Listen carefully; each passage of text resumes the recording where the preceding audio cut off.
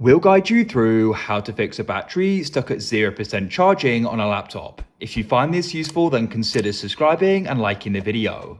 This problem is really annoying, so we're going to guide you through some different things you can try doing in order to go and fix it. Unplug the charger just for now, go and press search, and you want to go and type in device manager. We've been suggested it, so we can click on it to open it up. Find the option for batteries, we near the top is alphabetical. Press the arrow to the left to expand it and find Microsoft ACPI Compliant Control Method Battery. Right click on it. You want to go and press uninstall device and go and confirm the decision. You want to go and press scan and you can press scan for hardware changes.